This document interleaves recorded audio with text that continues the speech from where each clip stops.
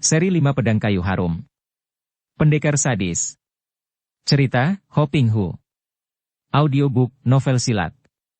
Bab 41. Tian Xin cepat menggunakan sabuk mereka untuk mengikat kaki tangan mereka, lalu menggunakan baju mereka untuk menyumbat mulut mereka sehingga kalau mereka siuman kembali, mereka takkan dapat berkutik atau berteriak. Semua ini dilakukannya dalam waktu kurang dari 5 menit dan di lain saat, dia sudah bergerak seperti seekor ular, bertiarap dan merangkak maju menuju ke parit kedua di sebelah kiri. Kembali dia menaklukkan 3 orang penjaga seperti tadi dan tak lama kemudian dia sudah meninggalkan mereka menuju ke parit ketiga dalam keadaan terikat dan tersumbat mulut mereka seperti 3 orang teman mereka yang pertama tadi. Tanpa banyak mengalami kesukaran, Tian Xin juga membuat 3 orang penjaga di parit ketiga tidak berdaya. Giranglah hatinya dan dia pun cepat bergerak maju. Akan tetapi dia tidak kehilangan kewaspadaannya. Biarpun dia sudah membersihkan jalan masuk dengan menundukkan para penjaga di 3 parit, dan dia percaya bahwa penjaga di parit yang lain jauh untuk dapat melihatnya, dia masih maju dengan sangat hati-hati. Pondok yang paling ujung itu, pondok tempat tinggal Tok Chiang Xianjin sudah nampak. Akan tetapi Tian Xin menahan kegembiraan hati yang dapat membuat orang menjadi lengah itu.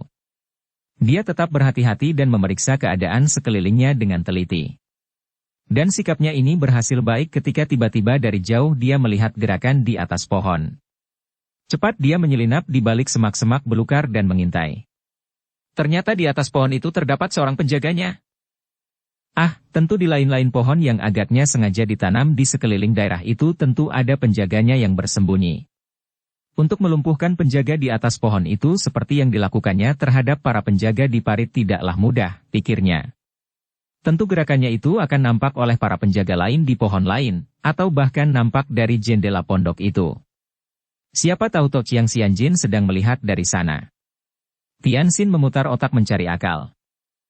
Kemudian dia mengambil keputusan untuk mempergunakan kepandaiannya yang lain, yaitu ilmu sihirnya. Dengan langkah tetap dia lalu bangkit dan berjalan menghampiri pohon itu.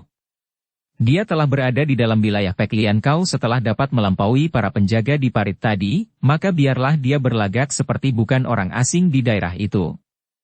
Setelah tiba di dekat pohon dia lalu memandang ke atas, ke arah penjaga yang sejak tadi tentu saja telah melihatnya dan sudah mempersiapkan anak panah di busurnya untuk menyerang ke bawah itu.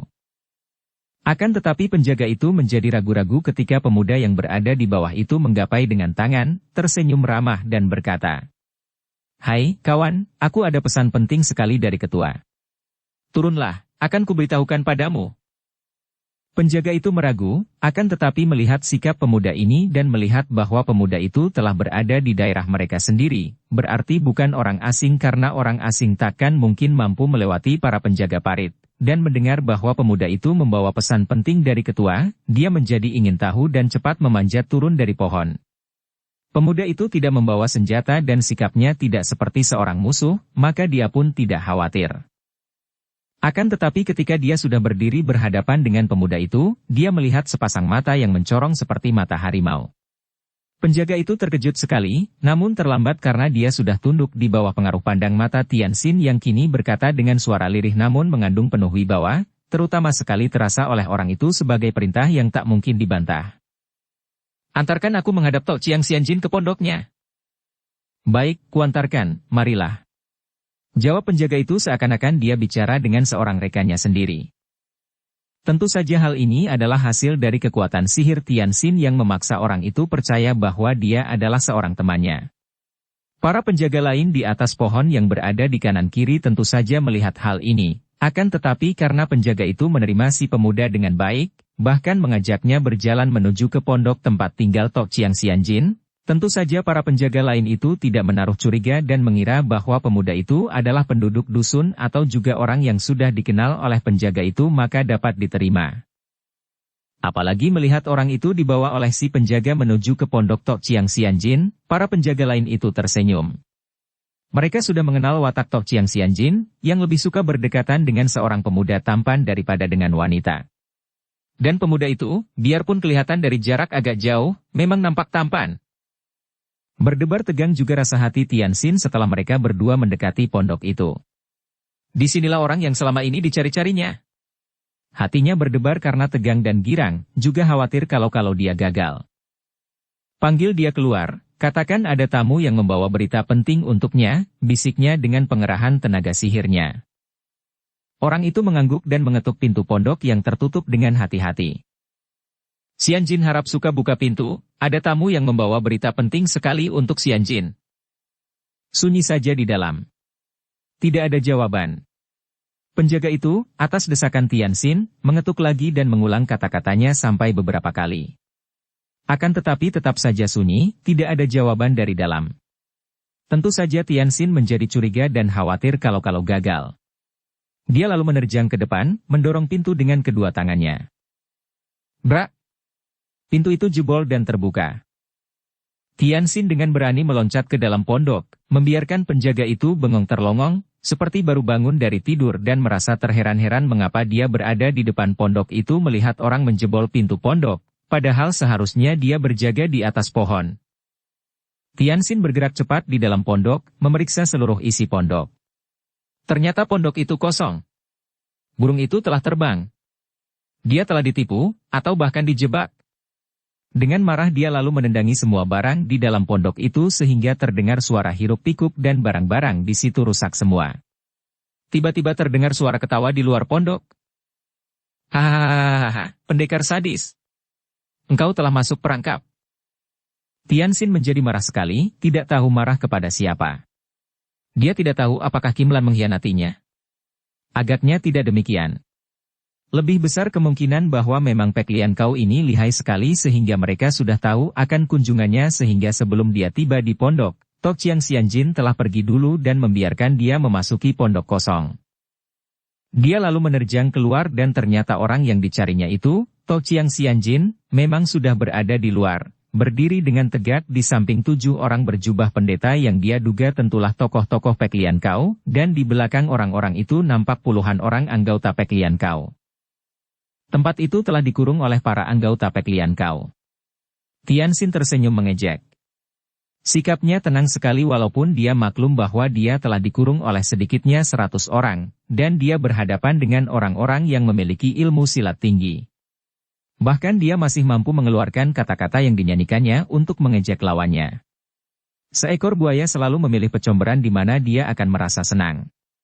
Seorang Ciu Hek Lam, biarpun sudah berjuluk Tok Chiang Xianjin, merasa perlu untuk menyembunyikan dirinya di antara orang-orang Pek Lian Kau yang tidak segan-segan untuk melakukan pengeroyokan. Betapa menjemukan! Mendengar ini, para pimpinan cabang Pek Lian Kau menjadi merah mukanya, sedangkan Tok Chiang Xianjin diam saja, hanya memandang dengan tajam, wajahnya yang dingin sama sekali tidak membayangkan sesuatu.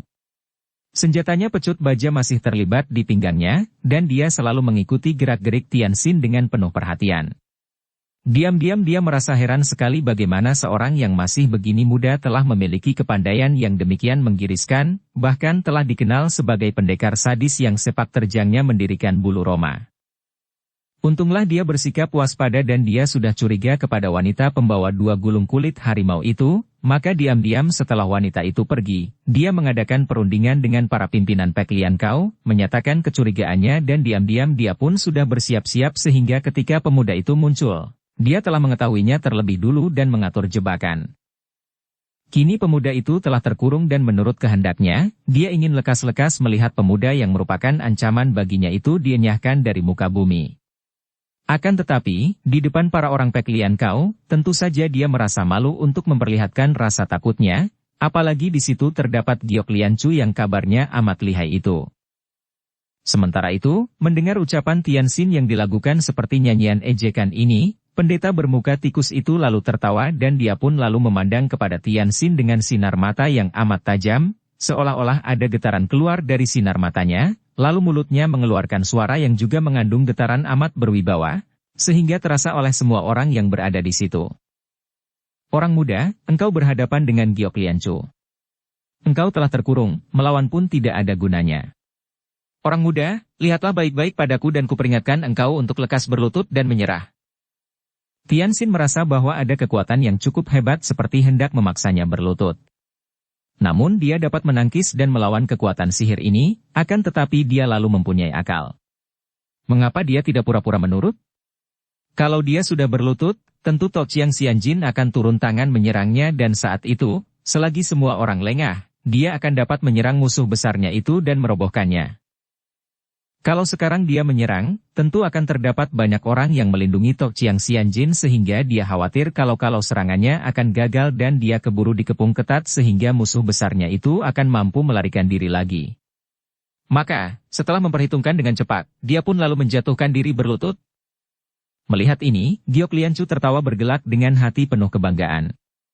Dia telah berhasil memperlihatkan kepandaiannya, disaksikan oleh semua anak buah Pek Lian Kau. Dan memang semua orang mengeluarkan seruan kagum melihat betapa dengan sekali perintah saja, pemuda yang didesas-desuskan sebagai pendekar sadis itu telah menjatuhkan diri berlutut di depan tamu dari Pek Lian Kau pusat itu. Sementara itu, melihat pemuda itu menjatuhkan diri berlutut, Tok Chiang Xianjin merasa girang sekali dan menurutkan kata hatinya, ingin dia segera menubruk, menyerang dan membunuh pemuda itu. Sudah dilolosnya cambuk atau pecut bajanya dari pinggangnya, akan tetapi kecerdikannya menahan tangannya untuk bergerak, sebaliknya dia lalu berkata kepada dua orang sute dari Tian Hualosu yang juga dapat disebut muridnya karena 5 orang itu seringkali menerima petunjuk-petunjuknya dalam ilmu silat. Lekas ringkus dia, tapi patahkan dulu kedua tulang pundaknya. Dua orang sute dari Tian Hualosu cepat menubruk maju dari kanan kiri. Mereka pun ingin berjasa dan memperlihatkan kepandaian, dan tentu saja mereka berani melakukan ini bukan hanya karena tingkat kepandaian mereka pun sudah tinggi akan tetapi terutama melihat keadaan pemuda itu yang sudah dikuasai oleh sihir dari Giok Lianchu. Jangankan pemuda itu sudah tak berdaya, biarpun pemuda itu masih sehat sekalipun kalau mereka maju berdua, mereka tidak merasa takut. Nama besar pendekar sadis itu mungkin omong kosong belaka, pikir mereka, melihat keadaan usia pemuda ini yang masih begitu muda. Maka, sekali menubruk, keduanya sudah menghantamkan tangan terbuka dengan pengerahan Sinkang untuk menghancurkan tulang pundak kanan kiri Tianxin. Diam-diam Tianxin kecewa bukan main. Siasatnya memang sudah berhasil dan orang menyangka dia benar-benar telah dikuasai ilmu sihir dari Tosu muka tikus itu. Akan tetapi sialnya, bukan Tok Chiang Xianjin yang maju sendiri walaupun orang itu telah melolos senjata, melainkan menyuruh dua orang Tosu Pek Lian Kau yang lain. Akan tetapi, tentu saja dia tidak sudi tulang pundaknya diremukan orang dan melihat angin pukulan yang cukup dahsyat itu berbahayalah tulang pundaknya kalau dia tidak melawan. Des! Des! Tianxin bangkit menangkis dan tubuh dua orang pimpinan Pek Lian Kau itu terlempar ke kanan kiri dan terbanting keras. Tianxin tidak berhenti sampai sekian saja, sambil membentak. Tok Chiang Xianjin pengecut hina. Dia sudah menerjang dan mengirim pukulan dahsyat ke arah Tok Chiang Xianjin Ciu Hek Lam. Des! Des! Tok Chiang Xianjin dan juga Tian Hualosu yang ikut menangkis serangan itu untuk melindungi sahabatnya, terjengkang dan keduanya tentu akan terbanting pula kalau mereka tidak cepat berjungkir balik. Tar. Cambuk baja di tangan Tok Chiang Xianjin sudah meledak-ledak ke atas kepala Tianxin. Akan tetapi setiap serangan cambuk itu membalik ketika bertemu dengan jari-jari tangan pemuda itu. Dari samping menyambar angin pukulan dahsyat sekali. Tianxin terkejut, maklum akan datangnya serangan yang kuat. Cepat ia membalik dan menangkis sambil menggunakan tenaga Tikai Beng. Pelak! Lepaskan! Giok Lianchu terkejut bukan main ketika melihat betapa lengannya melekat dengan lengan pemuda itu dan betapa tenaga sinkangnya membanjir keluar dari tubuhnya melalui lengan yang merapat dengan lengan pemuda itu. Melihat ini, Tian Hualosu juga menampar ke arah kepala Tianxin. Pemuda itu miringkan kepalanya dan menerima tamparan itu dengan pangkal lengannya. Pelak! Lepaskan tanganku! Tian Hualosu juga berseru dan kedua orang ini sudah mengerahkan tenaga untuk menarik tangan mereka akan tetapi sungguh celaka, makin besar mengerahkan tenaga, makin hebat pula tenaga mereka membanjir keluar.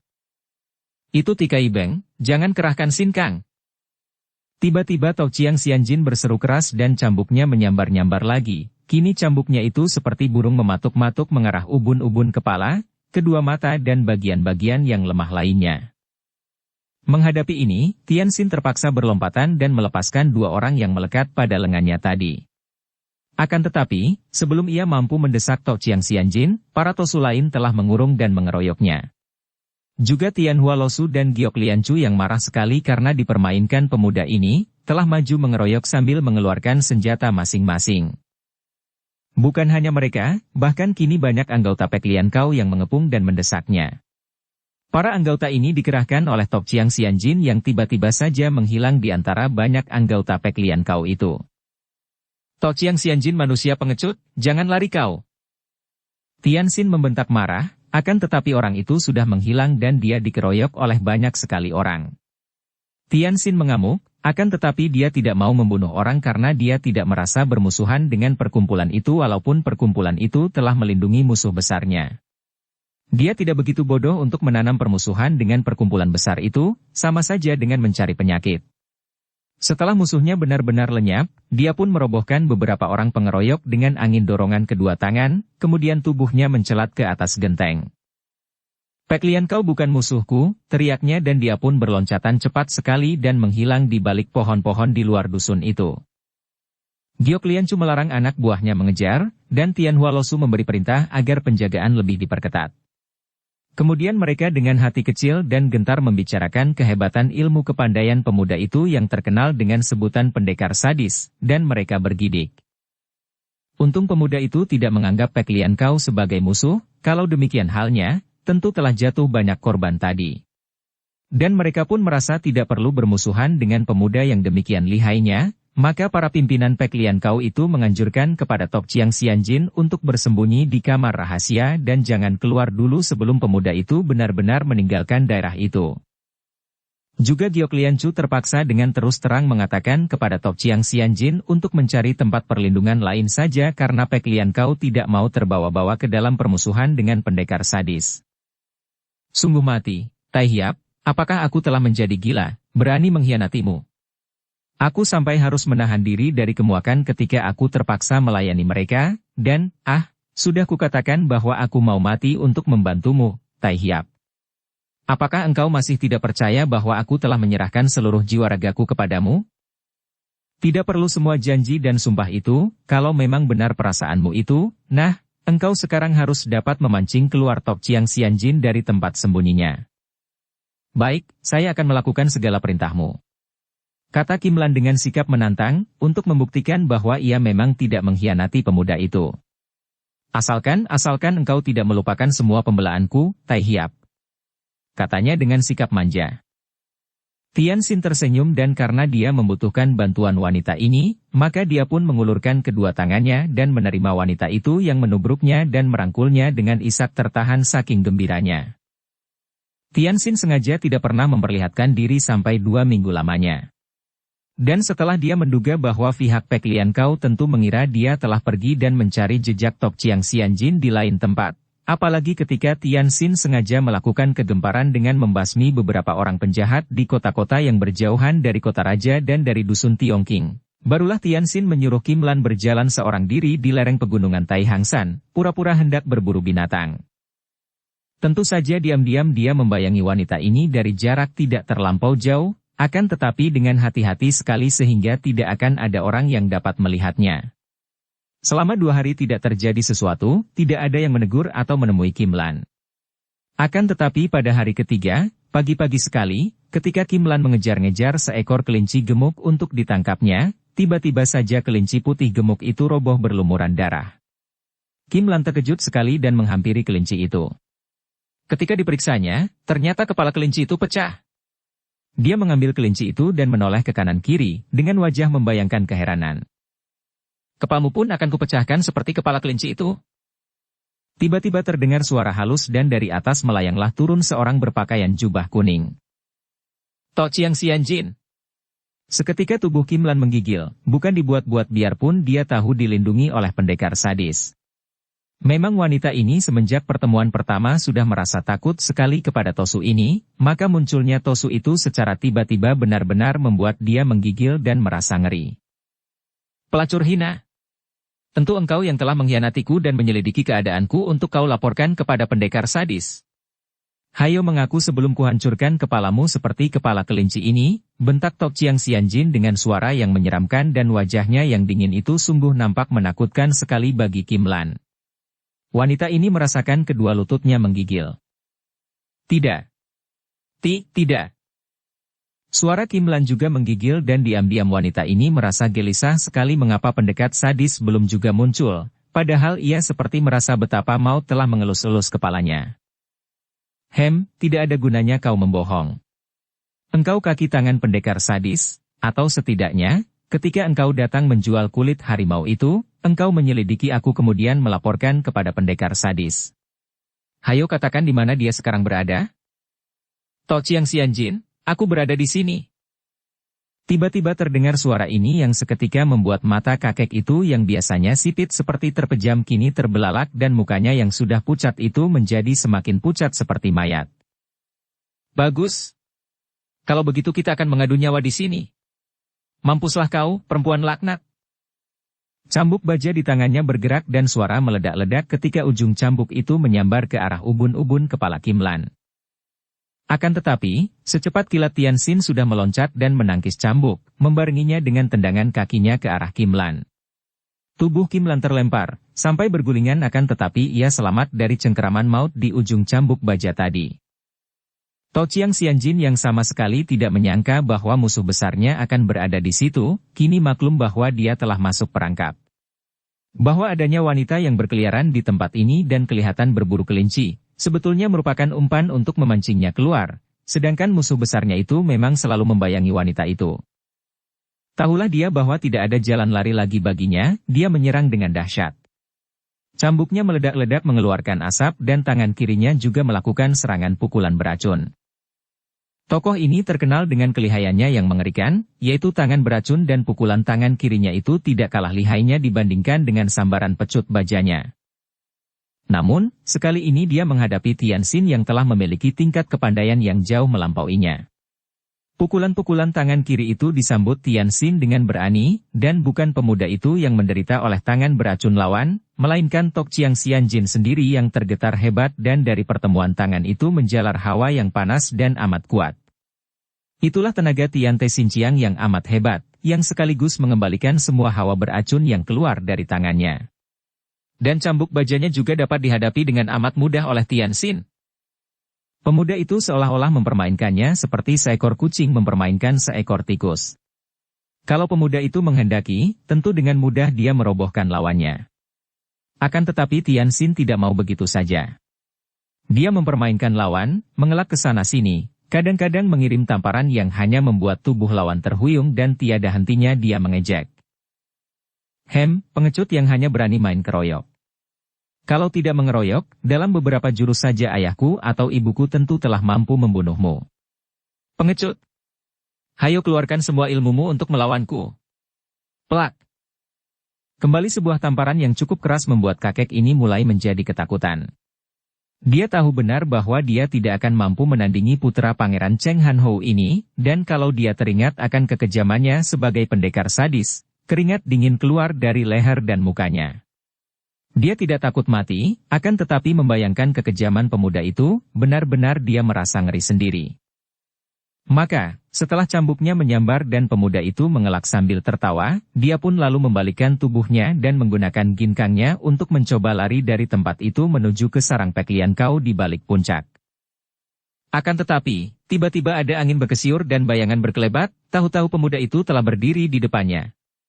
Dia membalik dan lari lagi, namun lagi-lagi pemuda itu telah mendahuluinya dan menghadang sambil tertawa.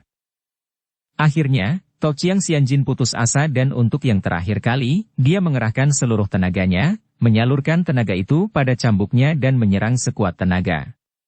Cambuknya meledak dahsyat dan menyambar dengan totokan, ujung cambuk meluncur dan menjadi kaku menusuk ke arah leher Tian Xin. Sungguh serangannya ini amat hebat dan berbahaya sekali sehingga Tian Xin sendiri sampai terkejut dan cepat pemuda ini miringkan tubuhnya dan dengan gerakan yang luar biasa cepatnya, sebelum ujung cambuk lewat atau ditarik kembali, jari-jari tangannya telah menjepit ujung cambuk itu dan saat itu juga dia telah mempergunakan Tikai Beng. Daya sedot yang amat kuat menjalar melalui cambuk itu sehingga ketika To Chiang Xianjin mengerahkan tenaga hendak membetot cambuknya, tenaga sinkangnya membanjir keluar. Terkejutlah kakek itu dan cepat dia melepaskan tenaga sinkangnya, akan tetapi pada saat itu, Tian Xin telah menarik cambuk itu sehingga terlepas dan terampas olehnya. Tangan kiri Tian Xin bergerak memukul dan tubuh To Chiang Xianjin terpelanting keras. Habislah harapan kakek itu dan karena dia tidak ingin disiksa, dia sudah menggerakkan tangan kirinya ke arah ubun-ubun kepalanya sendiri. Akan tetapi, tiba-tiba dia terbelalak karena tangan kiri itu tidak dapat digerakkannya lagi. Dia mencoba tangan kanan, akan tetapi juga tangan kanannya tidak dapat digerakkan.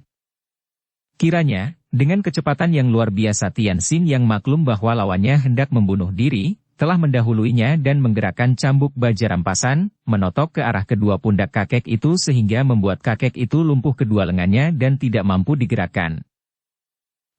Jangan mengira akan enak saja engkau menghabisi nyawamu sendiri, Tok Chiang Xianjin Ciu Hek Lam. Terlalu enak bagimu, kata Tianxin sambil tertawa dan dari jauh Kim Lan yang nonton pertempuran itu bergidik.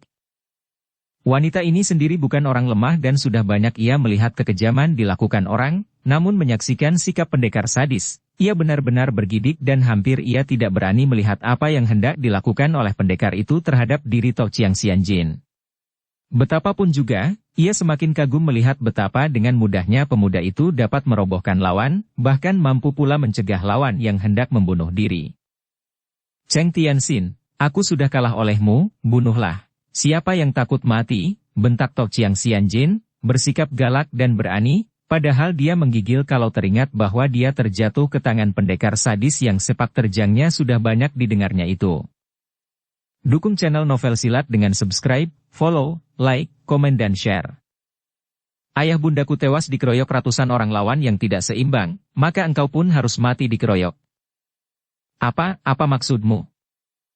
Tok Chiang Xianjin kini tidak lagi menyembunyikan rasa ngeri dan takutnya, suaranya gemetar.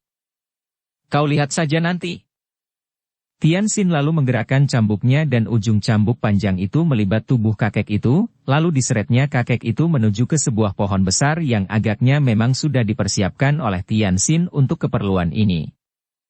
Sebuah pohon besar dan di atas pohon itu penuh dengan semut-semut besar, semacam semut yang suka makan bangkai, semut yang ganas sekali, berwarna merah darah. Melihat semut-semut itu, mengertilah Tok Chiang Xianjin dan dia pun berteriak-teriak. Jangan bunuh saja aku. Akan tetapi Tianxin hanya tersenyum dan cambuk rampasan di tangannya itu menyambar-nyambar dan dalam waktu singkat saja semua pakaian Tosu itu telah direnggut lepas dan Tosu itu sudah telanjang bulat. Lalu cambuk itu beberapa kali menyambar, melecuti tubuh itu dan pecah-pecahlah kulit tubuh itu, membuat guratan-guratan berdarah yang panjang. Kemudian, dengan sabuk Tosu itu sendiri, Tianxin mengikat pinggang tubuh yang berdarah-darah itu lalu menggantung tubuh itu di cabang pohon. Kemudian, dengan cambuknya, dia melecuti sarang-sarang semut merah di cabang-cabang. Mengamuklah semut-semut itu dan akhirnya menemukan korban, yaitu tubuh Tok Chiang Xianjin. Mulailah mereka mengeroyok, menggigit dan Tosu itu tanpa malu-malu lagi menjerit-jerit, meronta-ronta, menangis dan minta-minta ampun. Akan tetapi Tianxin hanya tertawa saja dan semut-semut itu makin banyak berdatangan, menggigiti seluruh tubuhnya, bahkan mulai merayap sampai ke muka Tosu itu. Mula-mula Tosu itu mengusirnya dengan tiupan-tiupannya, akan tetapi akhirnya dia kehabisan napas dan mulailah semut-semut itu menggigiti dan menggerogoti kulit mukanya sedikit demi sedikit, hidungnya, bibirnya, pipi, mata, telinga. Tok Chiang Xianjin meronta-ronta dan tangisnya merupakan lolong yang mengerikan sampai Kim Lan sendiri menutupi telinganya dan membuang muka tidak berani memandang lebih lama lagi. Berjam-jam Tok Chiang Xianjin mengalami siksaan yang amat hebat, mati tidak hidup pun tidak. Menjelang senja, setelah mengalami siksaan yang lebih dari setengah hari lamanya, akhirnya dia pun terkulai dan pingsan, mendekati mati. Tianxin lalu menggunakan cambuk baja itu, diayun ke atas dan dengan pengerahan sinkangnya, cambuk itu menyambar seperti pedang, tepat mengenai leher tubuh itu dan putuslah leher Tok Chiang Xianjin. Dengan pakaian Tosu itu yang tadi dilucutinya dengan cambuk, dia membungkus kepala itu, lalu dengan cambuknya dia membelit tubuh tanpa kepala itu, menyeretnya secara kasar sambil berjalan pergi menuju ke sarang Pek Lian Kau. Tai hiap! Kim Lan berseru, mukanya pucat sekali. Kau kembalilah dan tunggu aku di kuil tua, kata Tianxin dan wanita itu mengangguk, lalu pergi cepat-cepat dari situ dengan hati penuh kengerian.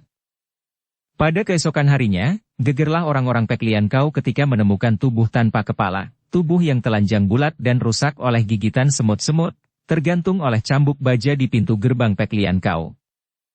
Biarpun kepalanya sudah tidak ada dan tubuh itu sukar dikenal lagi, namun melihat cambuk baja itu, para Tosu Pek Lian Kau dapat menduga siapakah pula orangnya yang membunuh Tok Chiang Xian Jin Chiu Hek Lam secara demikian sadisnya. Siapa lagi kalau bukan pendekar sadis? Akan tetapi karena Tok Chiang Xian Jin bukan orang Pek Lian Kau, dan melihat kenyataannya pendekar itu tidak membunuh seorang pun anggota Pek Lian Kau, maka mereka pun diam saja. Sementara itu, di kota raja juga gempar ketika pagi hari itu orang-orang melihat sebuah kepala terpancang di atas menara istana. Orang hanya dapat menduga-duga siapa yang melakukan itu, akan tetapi ada beberapa orang Kang Ou mengenal bahwa kepala itu adalah kepala Tok Chiang Xian Jin, maka orang-orang pun dapat menduga bahwa pembunuhnya agaknya adalah pendekar sadis. Sementara itu setelah menggantung mayat di depan pintu gerbang Pek Lian Kau dan kepalanya di menara istana, Tian Xin lalu kembali ke kuil kuno di mana Kim Lan telah menantinya. Kim Lan terisak ketika menyambut pemuda itu dengan pelukannya, kadang-kadang dia masih bergidik ngeri sungguh pun dia merasa girang sekali telah dapat mendekap lagi pemuda yang dikaguminya, dicinta, dipuja dan juga amat ditakutinya itu. Akan tetapi pada keesokan harinya, mereka berdua yang masih tidur dikejutkan oleh suara halus dari luar kuil. Suara itu halus, akan tetapi juga berwibawa. "Pendekar sadis, keluarlah, kami hendak bicara denganmu." Tian Xin juga mendengar suara itu. Dia mengulet dan mengucek matanya.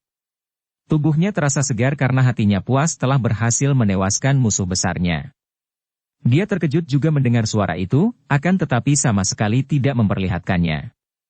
Bahkan ketika Kim Lan mengintai keluar, kemudian kembali dengan mata terbelalak dan sikap takut, dia tersenyum. "Tenanglah, kenapa takut?" Tai Hiap, yang datang adalah Hui Xiao tua, Tosu dan 3 orang tua lain. Mereka kelihatan begitu berwibawa dan marah. Aku khawatir, Tai Hiap. Tenanglah dan berpakaianlah yang pantas untuk menemui tamu." Tian Xin bangkit dan membereskan pakaiannya. "Pendekar sadis, kami menanti, keluarlah." Setelah agak lama, terdengar lagi suara tadi. Tian Xin mengajak Kim Lan keluar dan dia melangkah dengan tenang sekali. Ketika tiba di luar, dia melihat ada 5 orang kakek yang berdiri di pekarangan kuil kuno. Seorang Hui Xiao tua yang wajahnya keren, memegang sebatang tongkat Hui Xiao, jubahnya lebar dan berwarna kuning. Orang kedua adalah seorang Tosu tinggi kurus, selalu tersenyum namun sepasang matanya tajam, dan Tosu ini seperti juga si Hui Xiao, tentu sudah berusia 60 tahun lebih dan dia memegang tasbih. 3 orang kakek yang usianya juga 60-an tahun, ternyata mengenakan pakaian biasa, seperti sastrawan, namun sikap mereka dan keadaan mereka, Tian Xin dapat menduga bahwa mereka berlima itu tentu bukan orang-orang sembarangan, apalagi melihat sikap Hui Xiao dan Tosu yang alim dan berwibawa itu, sungguh jauh bedanya dengan sikap para pendeta Pek Lian Kau. Maka dia pun lalu menjura dengan sikap hormat dan berkata, "Ngui Lo Chian Wei datang mencari saya, entah membawa keperluan apakah?" Tian Xin memang pandai bersikap halus dan sopan tidak ubahnya seorang sastrawan muda yang tahu akan sopan santun. "Omitohut, benarkah si Cu ini yang dijuluki pendekar sadis?" tanya si Hui Xiao tua sambil merangkap kedua tangan di atas dada sedangkan tongkatnya bersandar di pundaknya. "Kiranya tidak salah dugaan Lo Suhu, sungguh pun saya sendiri sama sekali tidak menghendaki menerima julukan seperti itu," jawab Tian Xin dengan sikap merendah dan masih manis budi. "Xian Cai, siapa dapat percaya pemuda yang gagah dan ramah ini yang dijuluki pendekar sadis?" kata pula si Tosu sambil memperlebar senyumnya. "Siapa Ngui Lo Chian Pui kalau saya boleh bertanya dan apakah maksud kunjungan Ngui ini?" "Pinceng adalah Hua Xiong Hui Xiao dari Xiao Limpai," kata Hui Xiao itu dengan sederhana, akan tetapi Tian Xin terkejut sekali karena nama Hua Xiong Hui Xiao ini adalah nama seorang tokoh yang amat tinggi kedudukannya di Xiao Limpai. "Pinto adalah Kui yang Tosu dari Kunlun Pai," kata si Tosu yang ramah. Kembali Tian Xin terkejut karena kalau dia tidak salah ingat, yang bernama Kui yang Tosu adalah wakil ketua partai persilatan Kunlun Pai yang amat terkenal itu. "Kami bertiga adalah Shantung Sem Lo Heng, sahabat baik dari mendiang Toan Ong Ya," kata seorang di antara 3 orang tua gagah itu. Biarpun Tian Xin belum pernah mendengar nama ini namun dia dapat menduga bahwa agaknya 3 orang ini adalah pendekar-pendekar yang kenamaan di Provinsi Shantung dan memang dugaannya itu tepat sekali. "Pinceng juga mengenal baik Toan Ong Ya," kata pula Hui Xiao Xiao Limpai itu. Pinto banyak berhutang budi kepada mendiang Toan Ongya. Sambung To Sukun Lunpai. Diam-diam Tianxin merasa tidak enak hati. Kiranya mereka ini adalah sahabat-sahabat Toan Ongya, maka jelaslah dapat diduga bahwa kunjungan mereka tentu hendak menegurnya, bahkan mungkin saja untuk membalaskan kematian pangeran itu. Akan tetapi, karena dia yakin akan kebenarannya, bahwa pembunuhannya terhadap Toan Ongya itu adalah karena kesalahan pangeran itu sendiri, dia bersikap tenang dan tidak merasa takut sedikit pun juga. Hal ini nampak oleh 5 orang kakek itu dan mereka pun diam-diam amat kagum. Pendekar sadis ini selain masih muda, tampan, gagah dan halus budi, sopan santun, juga ternyata memiliki nyali yang amat luar biasa. Ah, kiranya Ngui Lo Cianpue adalah sahabat-sahabat baik mendiang Toan Ongya. Kalau begitu, agaknya kedatangan Ngui adalah karena saya telah membunuh pangeran itu, bukan? Tanyanya dengan jujur, tanpa membuang waktu lagi. Bukan hanya itu, orang muda, kata To Sukun Lunpai. Pinto datang untuk menegur caramu membasmi orang-orang dari dunia hitam. Omitohut, dosamu bertumpuk-tumpuk, orang muda. Siapakah kau kira engkau ini? Giam Loong sendiri? Ataukah iblis berwajah manusia? Pinceng sudah mendengar akan caramu menghakimi orang-orang, dengan penyiksaan dan pembunuhan yang amat mengerikan. Omitohut. Xiao Limpai akan ikut bersalah kalau tidak turun tangan terhadap keganasanmu ini. Tianxin mengerutkan alisnya, akan tetapi, sambil tersenyum suaranya masih halus ketika dia berkata. Jiwie Lo Cianpue dari Xiao Limpai dan Kun Lunpai, maafkan kalau saya tidak dapat menyenangkan hati Jiwie, akan tetapi hendaknya diingat bahwa semua urusan saya tidak ada sangkut pautnya dengan Jiwie Lo Cianpue. Dan karena saya bukanlah anggota kedua partai terbesar di dunia persilatan, maka kiranya saya tidak perlu mempedulikan larangan dan peraturan yang terdapat dalam perguruan Jiwie. Jawaban itu singkat, padat, dan juga tegas. Kedua orang pendeta itu saling pandang dan nampaknya kehabisan akal, karena bagaimanapun juga, memang ucapan pemuda itu benar. Selain pemuda itu tidak ada urusan dengan Kun Lunpai maupun Xiao Limpai, juga pemuda ini sama sekali tidak melakukan kejahatan dalam membasmi mereka yang tergolong jahat. Oleh karena itu, mereka kini menoleh kepada 3 orang gagah dari Shantung itu dan menggantungkan harapan kepada mereka untuk menyudutkan pemuda yang ganas ini. Seorang di antara 3 pendekar tua dari Shantung itu lalu berkata, suaranya garang. Pendekar sadis, kedua orang pendeta yang budiman ini datang untuk menyadarkanmu dari kesesatan, akan tetapi engkau malah menjawab dengan kata-kata sombong. Akan tetapi ketahuilah, bahwa kami tidak mungkin dapat mendiamkan saja engkau membunuh Toan Ongya. Kalau kami diamkan, berarti kami membiarkan orang berbuat sewenang-wenang dan jahat. Tianxin tersenyum lebar. Apakah sekarang orang-orang gagah di dunia ini telah berbalik hati dan hendak membela orang jahat? Kalau benar Ngui yang saya hormati sudah berbalik hati, membela orang jahat, biarlah saya akan menghadapi Ngui karena dengan demikian berarti pula bahwa Ngui adalah orang-orang jahat juga. Omitohut. Ciancai. Pendekar sadis, berani kau berkata demikian? Siapakah yang mengatakan bahwa Toan Ongya adalah orang jahat? Agaknya wanita itu yang memberitahukanmu, bukan? Seorang di antara 3 pendekar tua Shantung itu membentak. Kalau pangeran itu tidak jahat, mengapa sampai mati di tangan pendekar sadis? Tianxin balas bertanya. Coba katakan, kejahatan apakah yang telah dilakukan oleh Toan Ongya, maka engkau turun tangan membunuhnya secara keji. Saya tahu apa yang saya lakukan, dan saya merasa tidak perlu berdebat. Akan tetapi, kalau Ngui hendak membela orang jahat yang telah saya bunuh, silahkan maju. Saya tidak akan undur selangkah pun. Keparat. 3 orang gagah dari Shantung itu meloncat ke depan, wajah mereka menjadi merah karena marah. Pemuda itu mereka anggap sombong bukan main. Terdengar suara berdesing dan nampak sinar berkilat ketika mereka bertiga sudah mencabut pedang masing-masing, dan gerakan mereka sungguh cepat dan indah. Orang muda sombong, keluarkanlah senjatamu. Tianxin tersenyum dan biarpun dia tahu bahwa mereka bertiga itu lihai sekali ilmu pedangnya, namun dia tidak merasa takut. Samwi hendak membela orang jahat? Majulah, saya belum merasa perlu untuk memakai senjata untuk menghadapi Samwi. Betapa sombongnya jawaban ini. 3 orang gagah dari Shantung itu menjadi semakin marah, dan mereka sudah hendak menerjang maju, akan tetapi tiba-tiba tokoh Xiao Limpai itu memalangkan tongkatnya dan berkata, Omitohut harap Samwi tenang dulu. Tidak baik turun tangan sebelum diperoleh penjelasan. Karena menghormati tokoh Xiao Limpai ini, Shantung Sam Loeng mundur dengan muka merah padam. Hua Xiong Huisio lalu melangkah maju menghadapi Tianxin. Orang muda, harap engkau suka menghadapi urusan dengan kepala dingin. Sungguh kami bukanlah orang-orang yang usil atau membela orang jahat, akan tetapi agaknya ada kesalahpahaman antara kita tentang diri mendiang Toan Ongya. Oleh karena itu, Tinceng harap engkau suka memandang muka orang-orang tua ini untuk menjelaskan, kejahatan apakah yang telah dilakukan oleh Toan Ongya sehingga engkau mengambil keputusan untuk membunuhnya? Menghadapi sikap yang begini halus, Tianxin merasa kewalahan juga. Kalau dia terus berkeras, berarti dia yang tidak tahu aturan.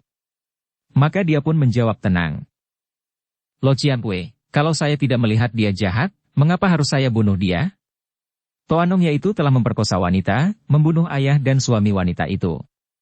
Coba Ngowi bayangkan, apakah kejahatan itu tidak melewati batas dan sudah sewajarnya kalau saya membunuhnya? Engkau tentu mendengar semua itu dari wanita ini, bukan? Seorang di antara 3 orang Shantung itu berkata. Tianxin mengangguk. Agak bingung juga. Benar, dan dia di sini karena harus kulindungi dari ancaman kaki tangan Toan Ongya yang tentu akan membunuhnya. Dia sengaja menggunakan kata-kata kaki tangan Toan Ongya untuk menyindir kepada mereka. Omitohut. Sicu, engkau orang muda, biarpun telah memiliki ilmu silat yang tinggi, namun kurang pengalaman. Tahukah engkau mengapa Toan Ongya membunuh 2 orang laki-laki yang menjadi ayah dan suami wanita ini? Mendengar pertanyaan ini, Tianxin terperanjat. Baru dia sadar bahwa memang dia tidak mengenal dengan baik siapa sebenarnya diri Kim Lan sebelumnya, dan dia hanya percaya saja kepada cerita wanita ini. Mereka adalah pemburu-pemburu binatang liar yang menjadi langganan Toan Ongya dan ketika wanita ini mengantar kulit harimau, ia telah ditahan dan diperkosa oleh pangeran itu. Ketika suami dan ayahnya datang untuk menyelidik, mereka dibunuh oleh pangeran itu. Ciancai. Tosu itu berseru dengan suara panjang. Pemutar balikan fakta yang sungguh memalukan. Pendekar sadis, ketahuilah bahwa wanita ini adalah bekas seorang maling tunggal yang terkenal di kota raja.